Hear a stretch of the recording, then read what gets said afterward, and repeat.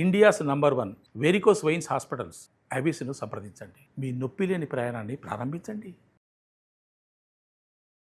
నమస్కారం, సుమన్ టీవీకి స్వాగతం. నేను మానస. ఈరోజు మనతో పాటు ఉన్నారు ప్రముఖ కవయిత్రి, విశ్వ నియమాల ప్రచారకురాలు శ్రీమతి లక్కరాజు నిర్మల గారు. వారితో మాట్లాడదాం. అమ్మ నమస్కారం. అమ్మ నమస్తే. అమ్మ, శ్రావణ మాసం గురించి మనం చాలా విషయాలు, పూజా విధానాల గురించి, నోముల గురించి అన్నీ మనం తెలుసుకుంటూ ఉన్నాము. అయితే ఏవి చెయ్యొచ్చు, ఏం పూజించుకోవాలి, ఇవన్నీ కూడా మీరు చెప్పారు, చాలా బాగుంది. నిజంగా శ్రావణ మాసంలో చెయ్యకూడనివి అంటూ ఏమైనా పనులు ఉన్నాయా? ఏమో అంతగా లేవు కానీ కొన్ని ఉంటాయి. ఏముంటాయి? మా ఫ్రెండ్స్ అనుకోగా నేను విన్నవే. అది సైంటిఫిక్ రీజన్ ప్రకారం ఎందుకు అని నేను ఆలోచించి చెప్తున్న విషయమే. ఏంటంటే ఇది ఈ శ్రావణ మాసం అనేది సాత్వికతతో కూడినటువంటి పూజలు చేసుకుంటాం మనం. సాత్వికతమైన ఆహారాన్ని మనం తినాలి. ఏ రకమైన ఆహారం మనం తింటామో అవే భావాలు వెలుబుచ్చుతాం. అంటే అందుకనే ఈరోజు నేను నాన్ వెజ్ తినాని వాళ్ళ పూజ చేసుకోవచ్చా లేదా అని చాలామంది అడుగుతుంటారు. కార్తీక మాసంలో, శ్రావణ మాసంలో నాన్ వెజ్ తినేవాళ్ళు కూడా తినరు. నాతోటి మా ఫ్రెండ్సే చెప్తారు, మేము తినము, ఇది శ్రావణ మాసం కదా, ఇవాళ శుక్రవారం కదా, మేము ఇవాళ తినము అని చెప్తుంటారు. కాబట్టి సాత్వికమైన ఆహారమే తినడం అనేది ప్రాధాన్యత కలిగింది. ఎందుకంటే సాత్వికమైన ఆలోచన మనకు రావాలి అంటే మనం తిన్న ఆహారమే మన భావన. ఇప్పుడు మన శరీరం అంటూ, శరీరంలో మూలాధారం ఉంది. మూలాధారానికి విత్తనం వేస్తున్నాం. ఏం విత్తనం వేస్తున్నావు? సాత్వికమైన ఆహారం వేస్తే సాత్వికమైన శక్తి వస్తుంది. అదే ఎనర్జీ అవుతుంది. అదే ఎనర్జీ భావాలుగా వస్తుంది. అవే నీ ప్రవర్తనగా మారుతుంది. అలాగే సాత్వికమైన ఆహారం నువ్వు తిన్నప్పుడు సాత్వికమైనటువంటి అంటే ఈజీగా డైజెషన్ కావడము, కోపము, కామోద్రేకము కలగకుండా ఉన్నటువంటి ఆహారము, పళ్ళు ఫలాలు నాన్ వెజ్ కాకుండా తినడం మూలంగా క్రోధం తక్కువగా వస్తుంది. అదొకటి ఇంపార్టెంట్. సైంటిఫిక్గా ఆలోచిస్తే నాకు అంతకంటే ఎక్కువ నేను రీజన్స్ అన్నీ వెతికింది సైంటిఫిక్గా ఎందుకు వద్దు అన్న దాని గురించి ఆలోచిస్తున్నా. అంటే సాత్వికమైన ఆహారం తిన్నప్పుడు సాత్వికమైన ఆలోచనలు వాళ్ళల్లో బయలుదేరుతాయి. ఇంకొక విషయం ఏమిటంటే ఇప్పుడు ఇక్కడ పూజలు జరుగుతూ ఉంటాయి కదా, గృహప్రవేశాలు చేస్తారు కానీ భూమి పూజలు ఇప్పుడు చెయ్యరు. ఎందుకో శ్రావణ మాసంలో భూమి పూజ చేసి విడిచిపెడతారు. భాద్రపదంలో కన్స్ట్రక్షన్ మొదలు పెడతారు. ఎందుకంటే ఇప్పుడు వర్షాకాలంలో భూమితో బనియాదులు తీయగానే వానలు పడతాయి. వానలు పడితే పని జరగదు. ఆ సివిల్ వర్క్ కూడా వచ్చి మీ సిమెంట్కు పోయింది, మీరు వేసిన కంకర కొట్టుకుపోయింది, మీరు వచ్చిన సిమెంట్ లేదు, ఇసుక లేదు, నిన్న వేసింది వాడ పోయింది అంటారు. కాబట్టి సివిల్ వర్క్స్ జరగవు. ఇండోర్గా జరుగుతాయి కదా, అవుట్డోర్గా ఏ కన్స్ట్రక్షన్స్ జరగవు ఏమ్మా. తర్వాత గృహప్రవేశాలు జరుగుతాయి. పెళ్ళిళ్ళు కూడా చీరలు కట్టుకుంటాము, చేస్తాము, ఇటు అటు తిరుగుతుంటాము, తడిసిపోతాయి. అందుకని పెళ్ళిళ్ళు కూడా ఈ సీజన్లో చాలా రేర్. ఎప్పుడో ఎవరికో ఒకరికి అవసరమైతే తప్ప శ్రావణంలో పెళ్ళిళ్ళు జరగవు. ముహూర్తాలు పెట్టేవాళ్ళు కూడా ఆలోచించే కాస్త పుష్యం, మాఘం, పాల్గొనం తర్వాత లాస్ట్ అప్పుడు చేస్తారు. కానీ ఇప్పుడు పెట్టరు సామాన్యంగా. వివాహాది శుభకార్యాలు కూడా ఉండవు. ఇంకొకటి, ఇప్పుడు ఇందాక శ్రావణ మాసంలో మనం ఏం చెప్పుకుంటామంటే వరలక్ష్మి పూజ లాంటివి, అది ఇంటి ట్రెడిషన్గా ఉంటుంది. మంగళగౌరి నోములు ఉంటాయి, సత్యనారాయణ వ్రతం చేస్తారు. అది జంజాల పూర్ణిమ అని వస్తుంది మనకొకటి. పౌర్ణమి నోము ఒకటి చేసుకుంటాం.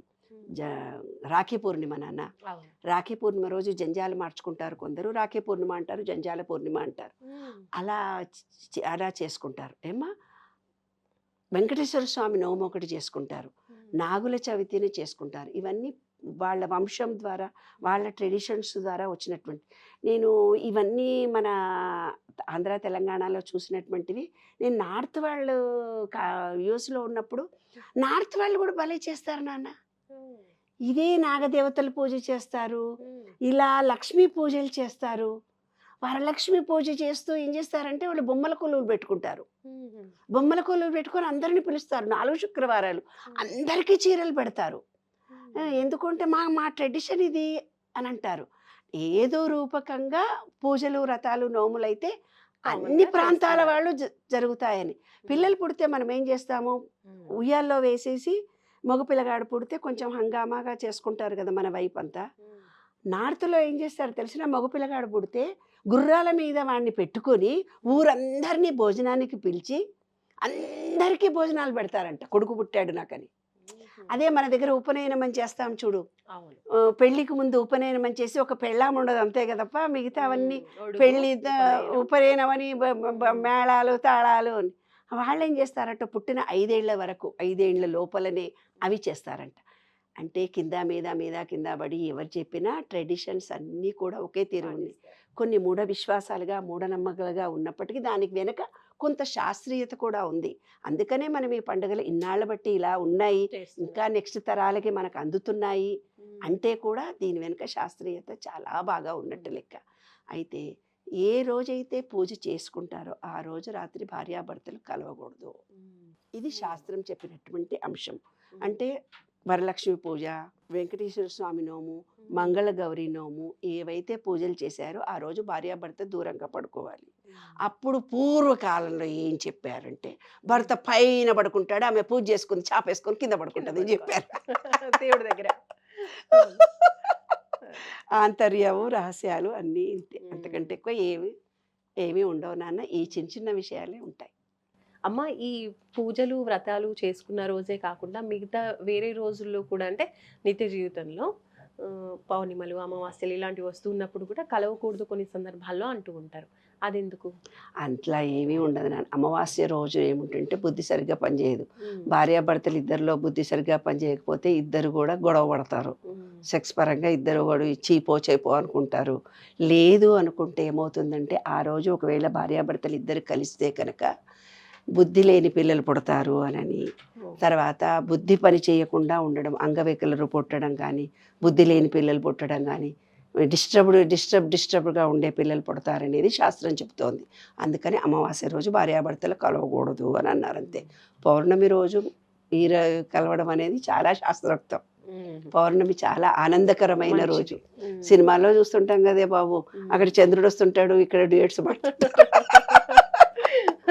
కాబట్టి అమావాస్య రోజు మాత్రమే భార్యాభర్తలు ఇద్దరు కలవకూడదు అనేది శాస్త్రంలో చెప్పినటువంటి అంశం.